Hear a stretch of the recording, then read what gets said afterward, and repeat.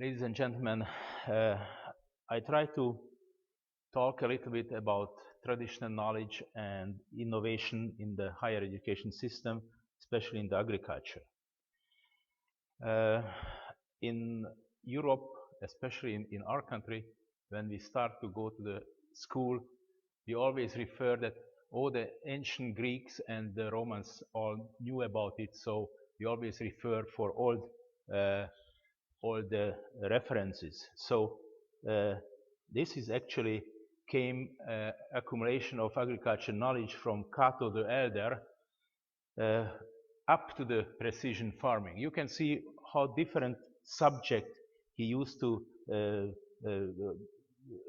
written down, like to many use of armora, the wine and preparation made from wine, proceed olives, etc. So there are a lot of very interesting programs on already in the textbook on this old Roman and Greek era. So this has happened a long way till today, when the human population concentrated early to those places where agriculture conditions were excellent and adequate, like Mesopotamia, the Nile Delta in the Old World, while in the New World, especially under the Incas and Maya cultures. Later in Europe, when the migration started and even ended and slowed down, the tribes settled down in different places in Europe, and they developed their own agriculture and brought their technology there, and also combined with the technology of the local knowledge. So knowledge is usually summarized in written book later, and especially handwritten book after the Gutenberg period, and used mainly for churches, because the monks were the most trained and educated persons, and they have only the knowledge to write. So there were several books published early time in the agriculture activities between the 15th and the 19th centuries, like on horse breeding, the crop production, plant protection, horticulture, fishing, forestry, hunting, etc. And this is just two examples which I show here. That one is an old Hungarian book published by János Lippai, who was a bishop in Hungary, and he published a book on gardening, actually a series of books on the pomology and ornamental plants, etc., and even vegetables. And of course, in different countries, like the Americans, are published a book in the American Stud book in, actually this is, I think, the first one in 1873, and this is on horse breeding. So different agriculture subject is already covered. The knowledge is summarized and put in textbook. And of course, when science developed in the different centuries, we know that the first century is dedicated to the physics, let's say, in the 18th century. And this was along with the revolution of the agriculture mechanization. The technical discoveries led to establish new engines, especially for agriculture, like steam engine was extremely important when they start to introduce in the harvesting system. And there are new type of mills developed, and the production of the food sector start to develop by mechanical development of the physics. And of course, there are a lot of new type of plug machine, etc., coming from that area. The next century, we call it as century of the chemistry. We know that Justus Liebig in Germany discovered the role of the microelements. We know that his famous Barrel, who is really explaining how important are the minerals and the microelements for the plants. And of course, this is the time when they start to introduce the fertilizers in the agriculture. Of course, due to the development of organic chemistry, they start to use excessive amount of chemicals for protecting the plants against different pests and insects, and also against the herbicides, against the herbs and the wheat plant. And of course, this developed quite fast in the century later on. And of course, the last century, in the 20th century, is devoted to the biology. We know that the turning point was in 1953 when Watson and Crick established and described the primary structure of the DNA, which is the coding capacity of the different biological entities. So this starts, this day they started the so-called biology revolution, or revolution of the biology, and it's led to the rapid development of the molecular biology, and of course it led to the genetic engineering. The first genetically modified microbe was by American scientists in 1980, and then it's rapidly developed others like plants, and even we led up to solve the so-called human genome in the year of 2000. And of course, this extensive molecular biology fundamental research introduced in the technology pipeline, which means there are a lot of products outcoming from the GM technology, and we arrived to the so-called GM era now, which is highly debated at the moment. But of course, it leads to have the importance of the food safety and security. So today, the higher education has a challenge. We have to meet with the needs, and this is very important because to meet with the needs, we need a very strong education on higher level too. I just would like to show a sample. This is China. You can see the Bioinformatics Center for Precision Agriculture in Beijing. Absolutely perfect modern system, and they developed a lot of robots for the food industry. And of course, this is one side of the agriculture of China today. But of course, still there is another side in China, a very conventional one. You can see how they're sowing the rice, or the animal husbandry is not really the highest invention in some of the countryside with a lot of environmental problems.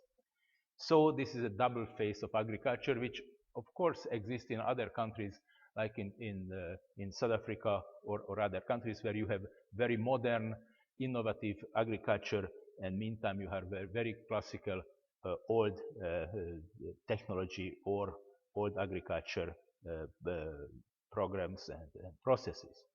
So you have heard already in this conference that the food security challenge is here, and there is a global challenge, and we have the global increase in the population. Expect different statistics by 2020, 8 million or even more, and this means that we need to double our food production, because this is what we have to do, because agriculture is not only producing food and feed, but that's solving also other bioeconomic, like even we know that from corn you can make plastic bombs and so on. So the global food challenge, as I mentioned, is here. So you see that there is the increase in the population. There are new demands. The Asian economy is growing quite nicely at the moment, 6% a year, and they need more meat and more premium product and dairy product in consumption, and not only on the corn and on the cereals and so.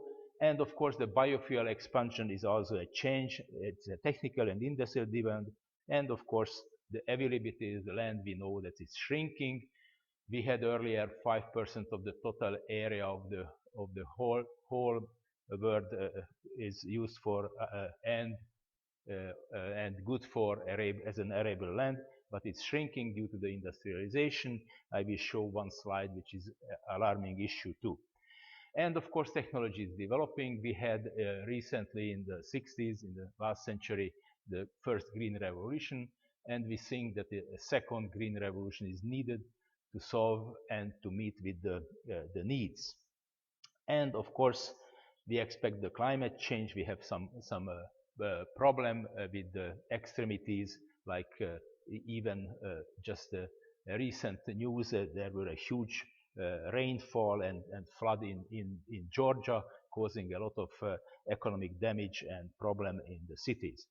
So, of course, there is some speculations and specialization important to the market liquidity, and of course, that's a great challenge also to teach the people and teach the agriculturists for the agriculture type of economy.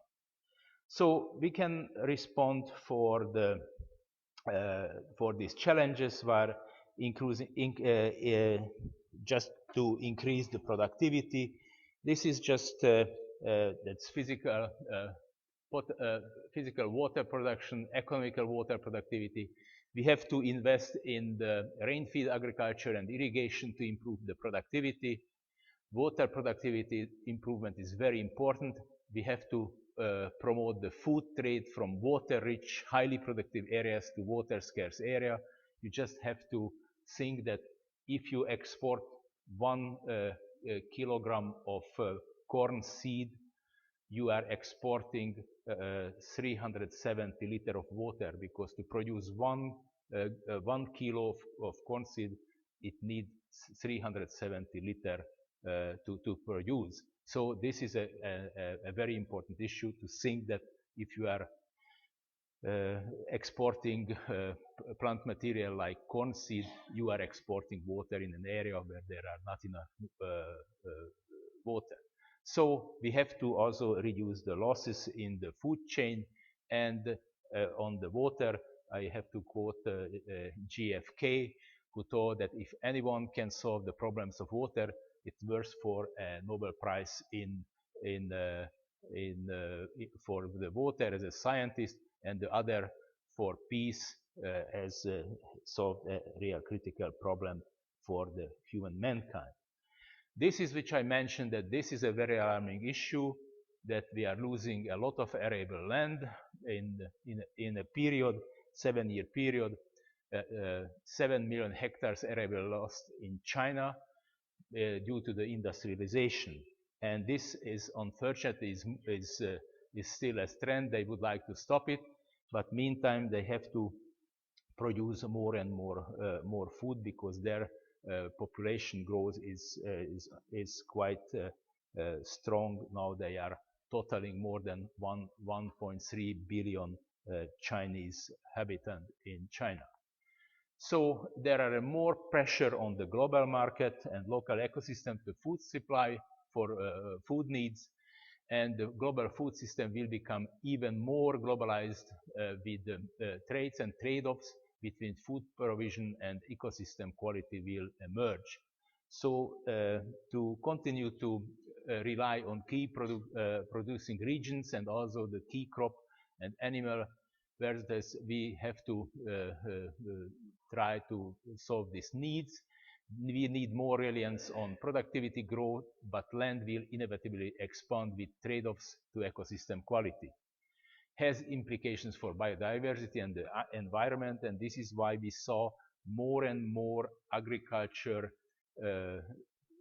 subject just connected to other type of master courses which deals with environmental or ecosystems. So we need more cooperation to relax trade barrier and innovation technology sharing, which we heard from Ilan's excellent speech beforehand. Also, the agriculture has a main drivers of water use. The urbanization and domestic industrial waste use more than doubles. Climate change is, of course, causing more variability, energy prices, hydropower, biofuels, pumping costs, etc. The food demand and changing the diet we need 90% more food demand in the 2050. So the water use, you just have to see that how much water we are spoiling or using.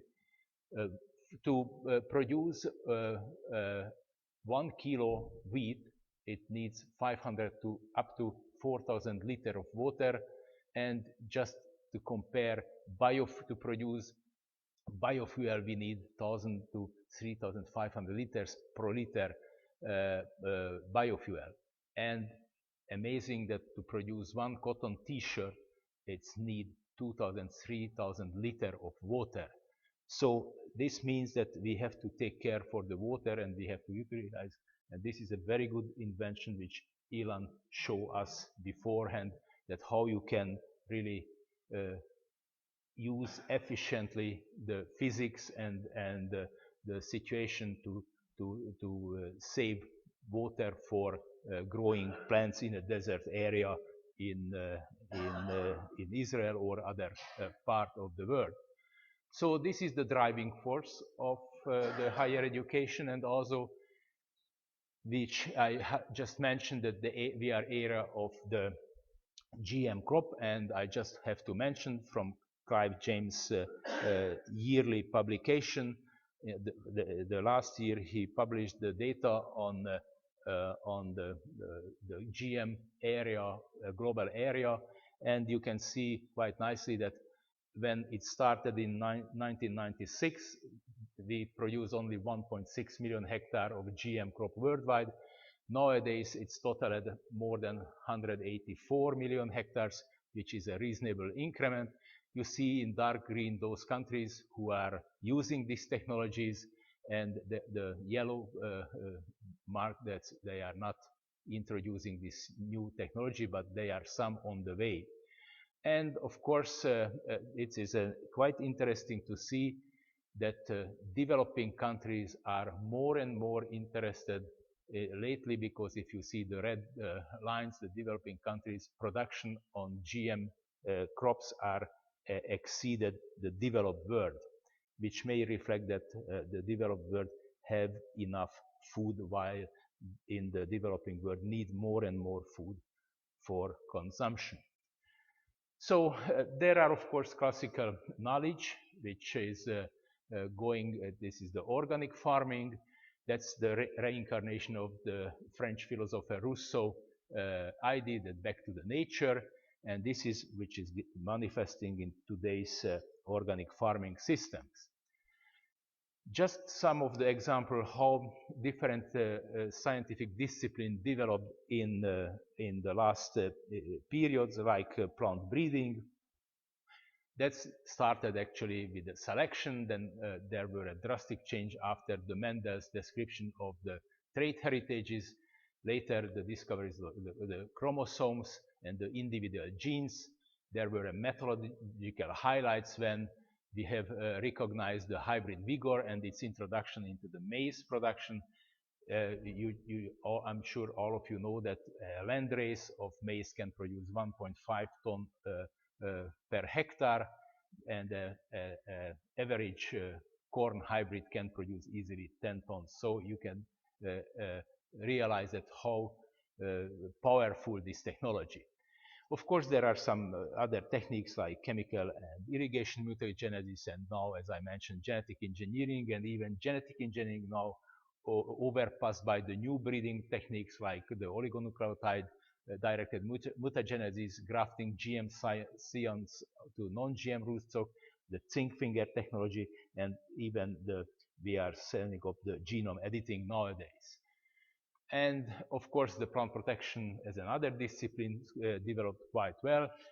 At first, we used mostly physical methods. Later, we used some chemicals, and we introduced a lot of chemicals. And of course, as I mentioned, in the century of the chemistry, we have used a lot of pesticide, developed pesticide, herbicide, fungicide, and nematicide. Those are nowadays as a totaling, there is going a little bit backwards after Rachel Carson's publication, the famous Silent Spring book, and which declare nicely that biological control is much more convenient to use more environmental safe technology existing in the nature, and this is actually who developed also the molecular methods for using biological control. Just one example, like the Bt toxin coming from the Bacillus thuringiensis, which are existing. You can spray. There are some product there over there which is now used in the biological control. And of course, there are other type that you just take the genes producing the toxin in the plant and protect it.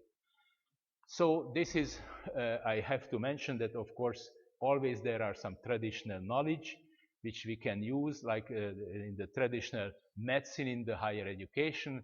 In China, it's very popular now. You can go for courses on traditional medicine, and this is the same in South Africa. But in South Africa, usually they use this in the ethnobotanical courses, and as there are no written history on that, this is an oral tradition. You can go outside in the different tribes to talk with the healers, and who are has a enormous knowledge on different plants and herbs, and they are collecting and using, and this of course can be a basis also for the medicinal plant education in higher education system in the agriculture specialized in medicinal plants. So sometimes we have to consider that there were already a lot of knowledge we are unfortunately losing because there are no written history on those, and we don't know that whether we need it or not, including in a curricula of agriculture higher education. So this is what, just to compare how much is in, how developed this lately, this traditional Chinese medicine, and also in South Africa. But of course, I think that it still needs to have a stronger scientific support to do so. But as I mentioned, this is based mainly a very high botanical, ethnobotanical knowledge of the people who are using this technology. And maybe this is when agriculture science or biological science can meet with the medical universities programs. So just as I previously mentioned earlier, there were just some project or study like crop production, animal husbandry, forestry, or horticulture. This was originally what you can learn in a higher education colleges or university in early on, even till the 80s in the last century. However, this now, due to the Bologna process, it's extended. There are bachelor degrees in Europe, and then also master degrees, and above them the PhD. You can see that this at the moment, which we had earlier only 4 or 5 different areas where you were able to learn agronomy or agriculture, nowadays it's extended in life sciences here, and this is, you see the different master courses like animal science, aquaculture, and marine resources, etc., under the life sciences. Environmental sciences, climate studies, earth and environment, urban environment management, nature, forest and nature conservation. All of them is related somehow with the different agricultural areas or subject which mentioned in general beforehand. And even if you see in social sciences, there are management of economics and consumer studies, health and society, or development and rural innovation. I don't want to make any advertisement, but this is just a flyer of the Wageningen University for the this year master courses. So you see that in different areas under the life sciences, environmental sciences, and social sciences, you can learn different disciplines, very specialized in different agriculture, higher education areas. The question is that there is a paradigm changes in the agriculture, higher education, as a reorganization of the education vis-a-vis the Bologna system. We may need something to do. The question is that the education driven by the economy, the science, knowledge, or all of them. That's a question because they are, of course, having different aims and different structures and, of course, different theory what they would like to have. Of course, nowadays, a lot of universities think that the higher education should be driven by the economic needs. Some of them would like to support more on the ground of the science, and of course, the knowledge which is accumulated, we have to emerge and see how we can solve this problem, which we heard yesterday for Aaron, excellent lecture, that, or someone who are mentioning that genetics are increasingly rapidly developing, and during 3 years the knowledge on genetics are doubled. So the courses 10 years ago, that was already, let's say, or 9 years ago, that's tripled the knowledge. So the same courses, 40 hours, what we should teach. That's a question that how we can really meet with the needs in the higher education. Thank you.